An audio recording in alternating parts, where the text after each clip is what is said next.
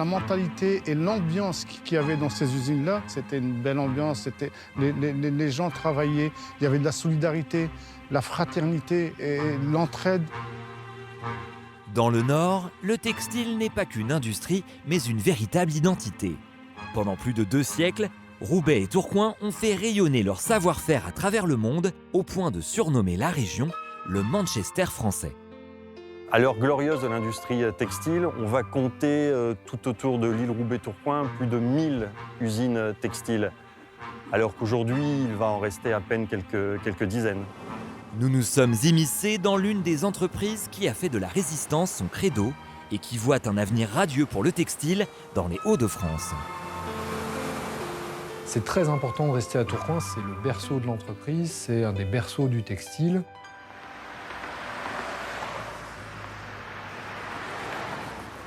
Pour tout savoir sur cette industrie, nous nous sommes rendus à Tourcoing.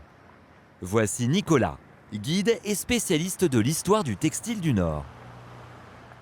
Alors ici, c'est une ancienne usine textile, usine Van-Outreeve, qui était spécialisée dans les tissus d'ameublement et qui a malheureusement, comme beaucoup d'autres, fermé. Tourcoing, à son apogée, au début du XXe siècle, comptait 600 usines, faisant d'elle un centre névralgique du textile dans le monde.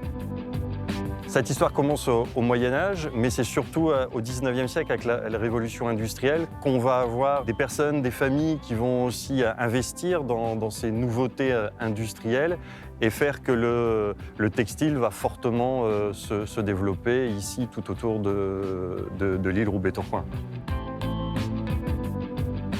Pour Bouzid, revenir sur ces lieux fait remonter des souvenirs. Il a travaillé dans le textile pendant son heure de gloire et contribué à son histoire. La nostalgie est là, mais il n'en oublie pas la difficulté de ses métiers. Je vais pas dire que c'était bien, parce que le textile, c'est quand même un métier qui est très difficile. Alors, je veux dire aussi, il y avait une bonne ambiance. Moi, je viens d'une usine où il y avait pas moins de 17 nationalités différentes qui travaillaient, qui fraternisaient, qui travaillaient ensemble. Franchement, aujourd'hui, malheureusement, ce vivre ensemble, on le retrouve pas, ou très difficilement. Et ça, franchement, c'est un souvenir que je garde dans ma tête, un beau souvenir. Au milieu du XXe siècle, l'industrie décline. La concurrence étrangère fait rage. Les conséquences sont brutales, les usines ferment à tour de bras, des milliers d'emplois sont supprimés. On l'a vécu franchement difficilement, parce que quand vous avez des gens qui ont fait que du textile durant toute leur vie, et le jour où ils ont été licenciés, franchement, ça a été très difficile de pouvoir rebondir sur un autre métier. Dans ces usines-là, vous avez parfois des familles composées qui travaillent. Vous avez le papa, la maman, le fiston, l'oncle, etc. C'était des entreprises familiales. Et quand on met les œufs dans le même panier, quand il y a de la casse, eh ben c'est dramatique.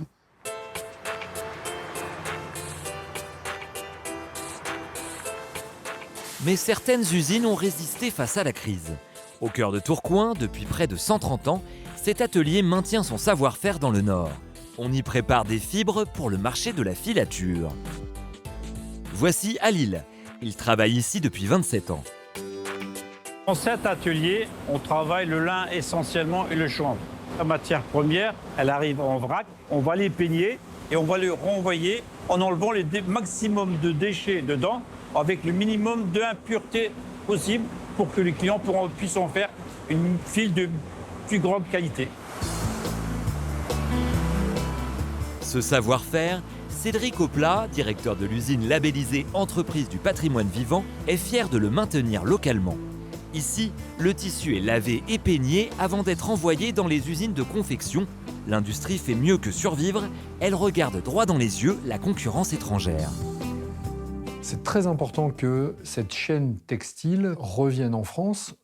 On a des questions parfois qui sont des questions de souveraineté nationale. On est l'acteur incontournable pour la préparation des uniformes de l'armée française ou de nos pompiers. Bon, est-ce qu'on a vraiment envie aujourd'hui d'être à la merci d'un sourcing chinois pour ces produits-là ? Pour les anciens de l'usine comme Halil, l'espoir renaît. et laisse présager un avenir plein d'optimisme pour l'industrie textile dans le Nord. Si on est le seul dernier cardage-peignage de France, le textile, il y en a encore à Tourcoing. Il faut que ça continue, ça se développe. Moi, je suis pour. Mais le plein emploi est encore loin, même si l'espoir est permis. Les usines autrefois destinées au textile sont réinvesties pour d'autres usages. Ce lieu, Bouzid le connaît bien. C'est là où j'ai passé près de 32 ans de ma vie à travailler. Dans la métropole lilloise, on a parmi les zones les plus importantes de friches à réhabiliter. Le site de la Tessée, c'est un très bon exemple de réhabilitation de ce patrimoine, puisque ici, vous allez être sur un lieu mixte, à la fois du logement, de l'activité économique et aussi du culturel. Et il faut préserver parce que il y a les générations qui viennent, etc. Il faut qu'ils sachent quelle a été la vie de leurs parents, de leurs grands-parents, tous ceux qui ont travaillé dans le textile.